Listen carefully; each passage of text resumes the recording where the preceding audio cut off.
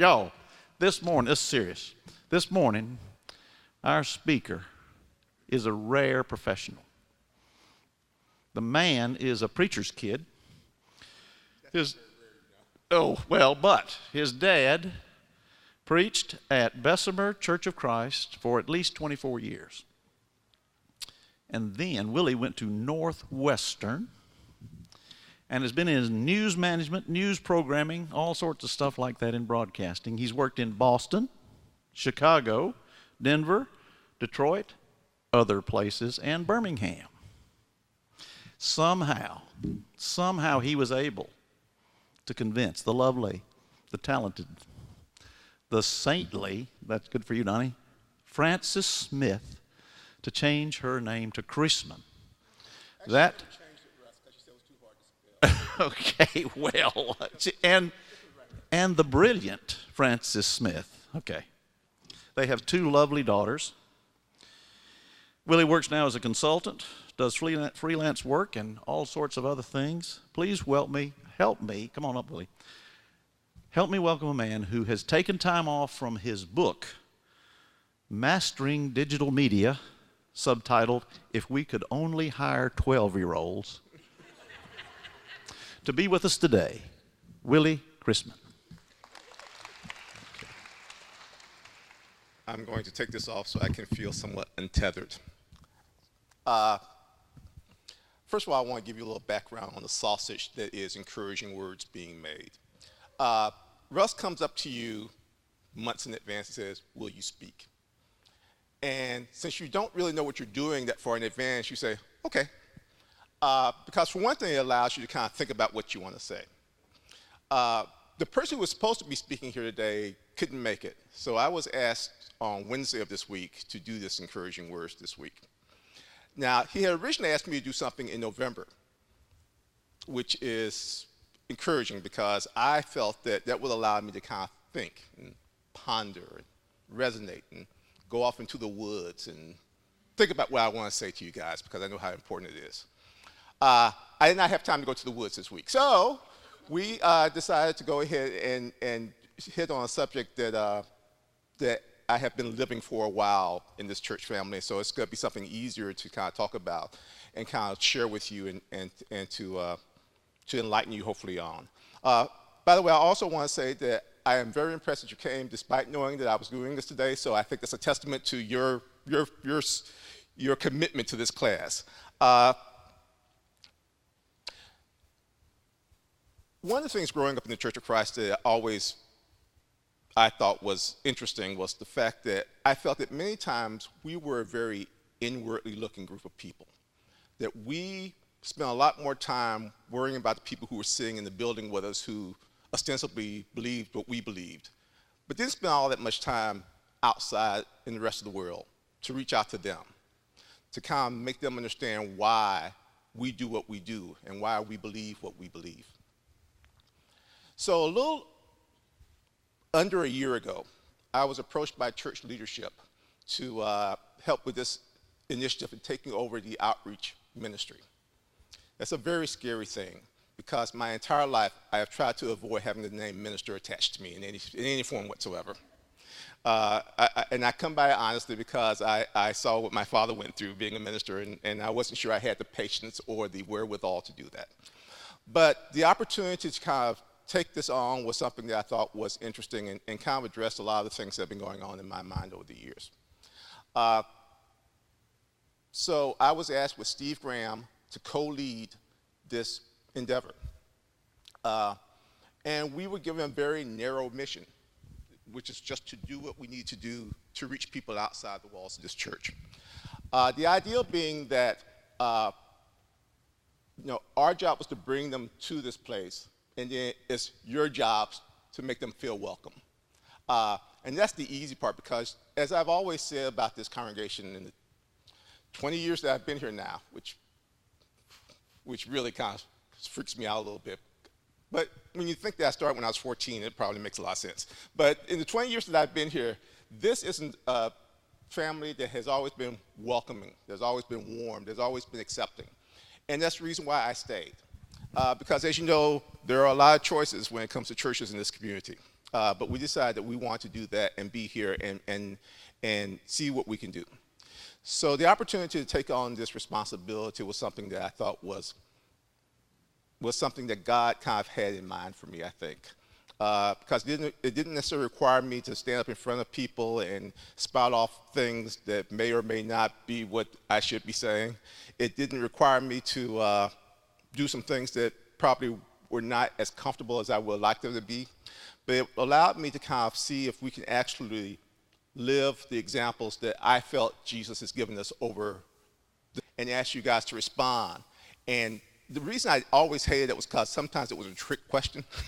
So he asks you something obvious like, what color is the sky? And you respond blue and say, no, it's not blue, it's blah, blah, blah, blah, blah, blah, blah. But I want to ask a question of you guys that I think is pretty straightforward and one that I think you all know the answer to. And that question is, what is the greatest commandment?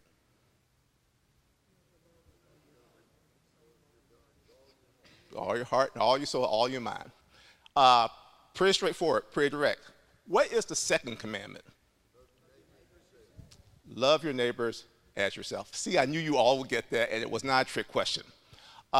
Loving your neighbors as yourself has always been a kind of high-minded concept. It's always been something that we kind of say, it's kind of the gold standard of how we should live our lives. Actually, love our neighbors as ourselves. When we see our neighbors, and who do we define as our neighbors?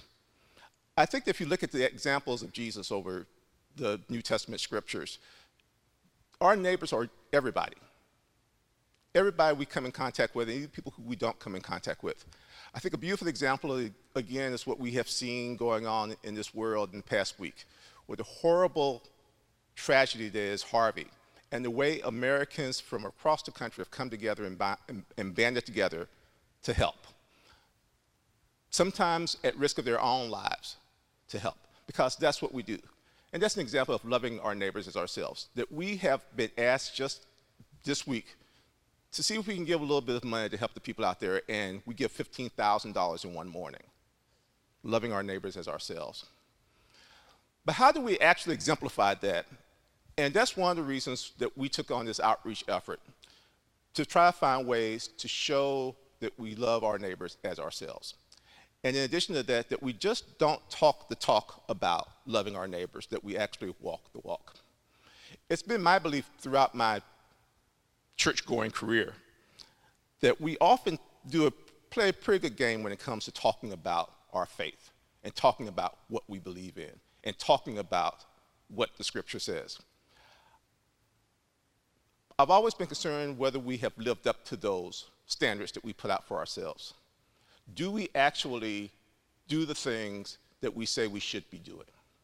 So with that in mind, we want to kind of give you an overview of what the outreach ministry is for those of you who don't know, and to kind of tell you what we've been up to, and to kind of tell you where we're going, and to kind of get your sense of what it is that we're trying to do, and hopefully to get feedback from you guys, because I always believe these are conversations and not lectures. And these are opportunities for us to kind of share ideas and share thoughts, because no one person has all the answers. So if we're able to do that, I think that we're able to establish what we should be doing and whether we're doing it in the right way. So, let's see if this works.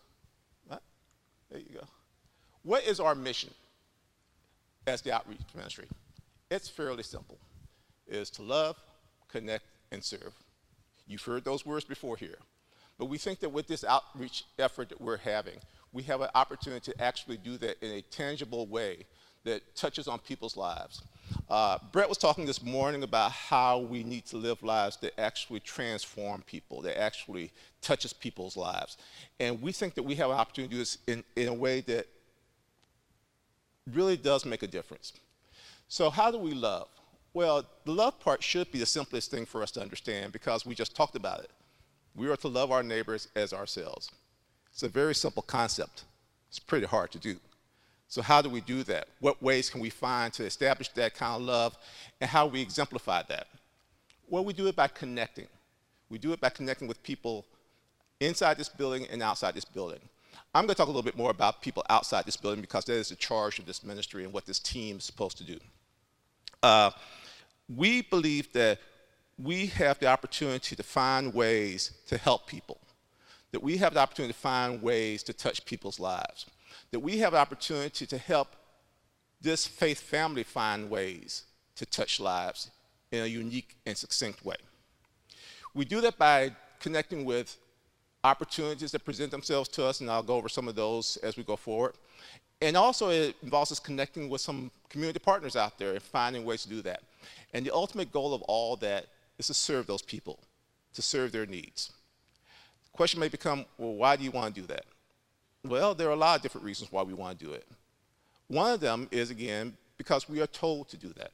We are told to love our neighbors as ourselves. The other thing, though, is that we're not just doing this for the sake of doing this. We're not just doing this for the sake of looking like good little Christians who are doing nice things.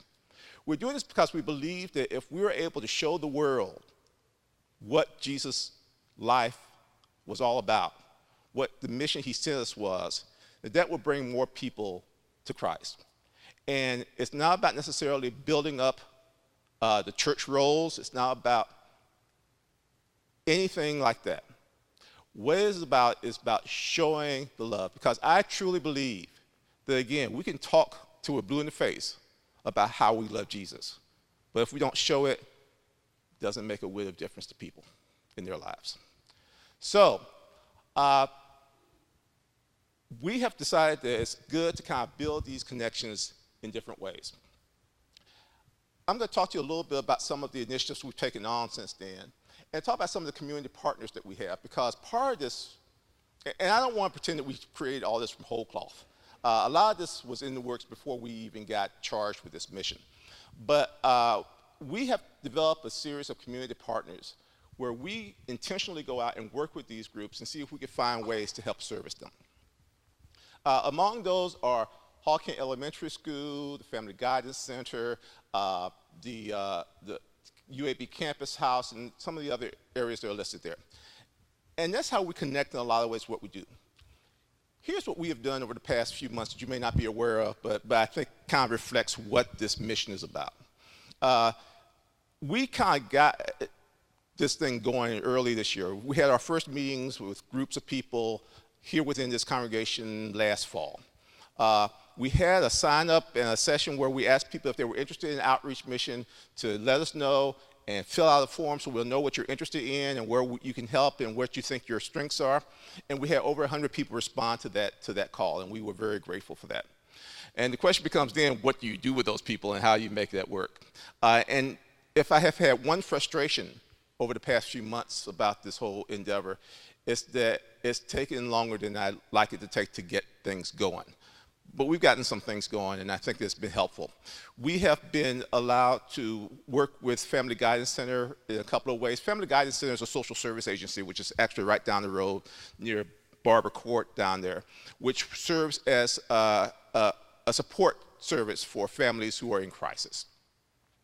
One of our first requests from them came from a woman who was taking care of 11 children. She was a grandmother and taking care of 11 of her grandchildren. But it became so overwhelming, this need to help to take care of those children, that DHR, the Department of Human Resources, came in and wanted to take the children away, unless she had made some significant repairs to her home. So we, as a outreach effort, went out to that woman's home in Center Point and did some handiwork and did some work. And after they had taken the children away, because they told her she would not be able to get the children back if those repairs were not made. So we went out there, and many members of the team went out there and did some carpentry work and did some roofing work and did some basic repair work. And we were told that the woman is on the road to getting some of those children back. We may never see that woman in this building, but we did something to help to reach out to that need and to take care of that need. There have been a couple of other instances through the Family Guidance Center where we did some projects as well, where there was a family who was about to be evicted because they had to pay their rent, or there was a family that was about to lose their utilities because they couldn't pay them because of illness that they had encountered. These are all opportunities we've had to kind of reach out to those situations and see if we can help. And I think that the rewards have been tangible for us because we have had the ability to impact people's lives. We were able to help coordinate Serve Day earlier this year, where we were able to go out into different groups, went out and service different needs. And one of them was, we asked the day school, who is one of our community partners, down the hall there, what can we do to help? And they said that there was a single mom who's a teacher there who just needed help cleaning up the place, repairing stuff, and just making the place nice again because it just had gone into such disrepair. So that mission was, we went out there and helped that family take care of that. These are the kinds of things that we're trying to do going forward with this kind of thing. And we do that through partnerships. We had a project where one of our members says that there was someone that was very close to their family who was in need of some repair work at a home in Jacksonville. That was an opportunity, again, for us to reach out and see how we could help do that. So these are the things that we're trying to do on a regular, ongoing basis as part of outreach, in order to make a difference in people's lives and to find ways to connect with them. And again, we use these initiatives, these partners, to help do that. We're also trying to build new partnerships with different organizations out there. We're trying to make stronger ties with the Church of Birmingham, which is a ministry that serves the homeless and marginalized on the Birmingham South Side and in the downtown area. We think there are opportunities for us to show our love through that group. We're developing a partnership with the Community Food Bank of Alabama, where we're trying to see if we can make a real impact on this issue of hunger in our community. It's very easy with the comfortable lives that we all live in to not think about the fact that there are people who live within 5 minutes of our homes who don't know if they're going to be able to eat dinner tonight. How do we impact that in a way that's more than just transitory, that can be something that's more substantive? So one of the initiatives that we're trying to pursue is trying to develop a mobile food pantry where we will go once a month to a community in need and give them the food they need to survive, to subsist on that for the month. So again, the opportunity there is to touch families' lives. We'll talk about more of that on Wednesday when we talk about hunger on Outreach Wednesday, which is a cheap and easy plug, but I thought I'd make it anyway because that's why I'm here. But the opportunity to do that is important. We are still trying to find an opportunity to service the seniors in our community. We got a call from actually A.B. Baggett brought this to my attention. There's a senior living facility in Homewood called Skyline Village, which recently opened. And they said that their residents there, they have a couple of dozen residents now, 2 or 3 dozen residents now.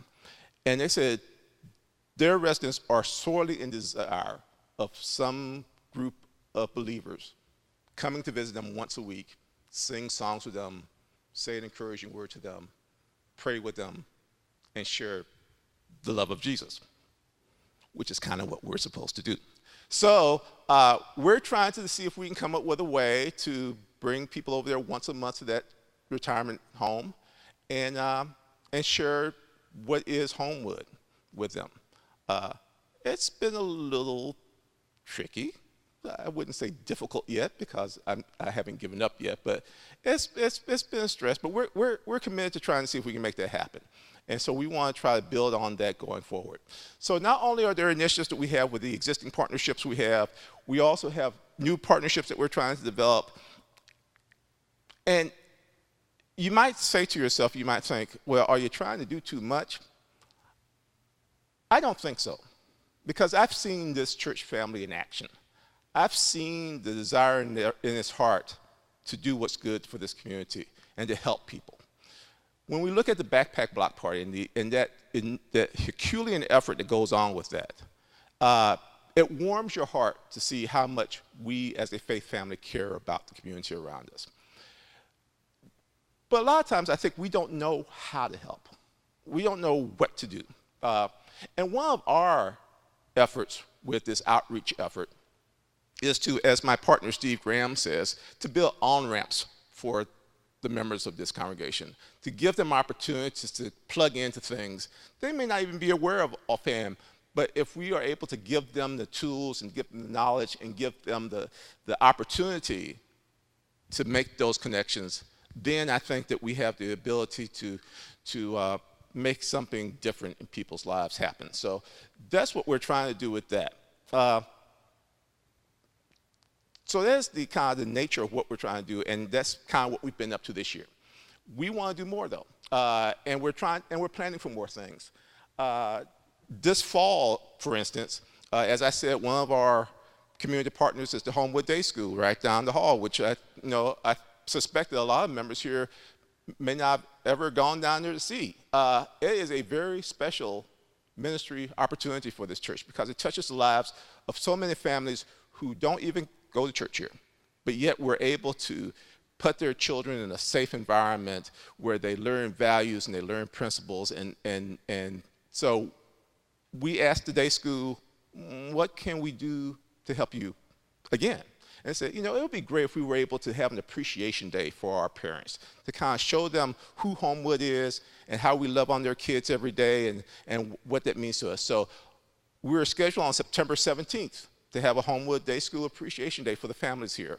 Put that on your calendar because that's a chance for us to mingle with and introduce ourselves and get to know the people whose children walk through our doors down that hall every day, 5 days a week, but may never have thought about coming down the hall and spending a little time with this faith family. We think there's an opportunity there, and that's what we want to do. The other thing that we're doing, and Brett touched upon this a little bit, that's all right, I'll remember it. The thing that Brett touched upon this morning was Outreach Wednesdays. Talking about those on-ramps again to helping people. I think that a lot of times we are just not aware, and myself included, we are not aware of the gravity of what's going on out there because we, again, live in our worlds where we don't have to think about those things. It's not because we don't want to. It's not because we're careless about it. We have other things to do. But if we were given the opportunity to kind of understand exactly what was going on, exactly what's happening in the community, we think that would allow us to touch all those lives a little more effectively, but also it allows us to find ways to help people, not just as a faith family, but as individuals as well. So we came up with this idea for Outreach Wednesdays. Every first Wednesday of the month for the rest of the year, we're going to bring people into this building and invite you all to come to talk about what's going on in the community and to ask questions about it. The first one is hunger, and that's one we're going to talk about on Wednesday in the fireside room. We started with hunger because that was the area when we asked those people, I told you about the forms that we asked people to fill out earlier this year. When we filled out those forms, the thing that most people said they were interested in doing was helping the hungry. Well, we're going to see if they mean it. So we're going to have the representative come in to talk to us about what the situation is with hunger in our community. How serious is it? How serious isn't? Where is it? What's going on? How can it be addressed? And how can we help with it? And hopefully that will launch us into what we hope will be our food pantry program that we will begin later this year. We're shooting for October. We'll see if that happens.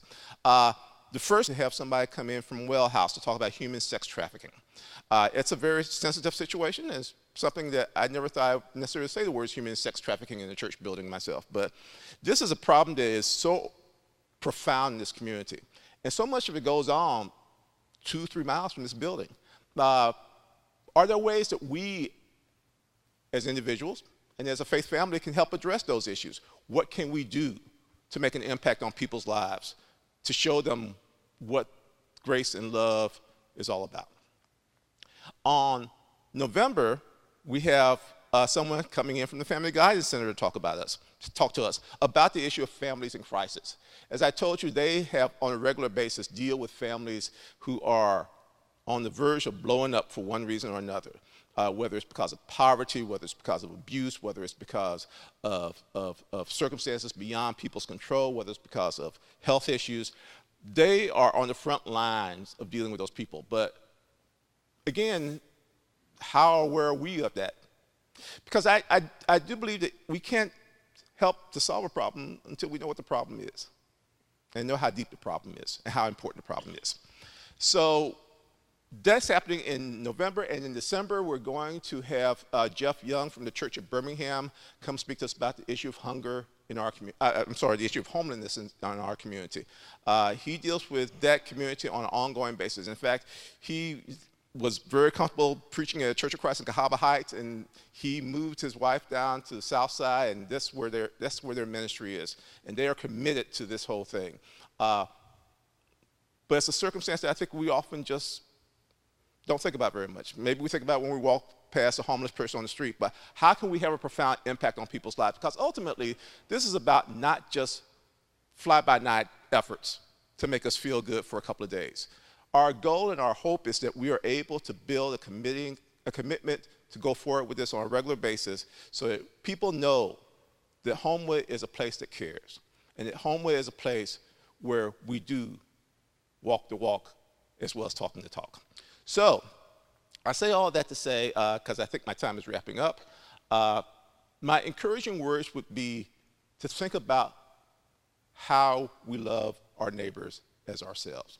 And what do we do to make those differences? And it doesn't have to be a huge $15,000 contribution to a hurricane effort. Maybe it's just as simple as picking up the phone and calling somebody who's in need. Maybe it's just asking somebody, how can I help you? And if the response is something that's maybe bigger than you or your family, then come to us. Maybe we can find ways to help as well. Because there's a lot of pain out in this community, and there's a lot of suffering out in this community. And while we are not able to, nor do we think we can solve all the problems of the world, nor are we going to try, because that's just a formula for frustration, there are things we can do to help. There are ways that we can do to reach out to that community. And the North Star that this needs to be all about is serving Jesus. It's about nothing, and if we ever lose sight of that, we have lost our mission. But we constantly get examples of how Jesus reached out to the marginalized, how Jesus reached out to those who were neglected, often at his own peril. I think the least that we can do is to reach out to our community. Thank you for your time.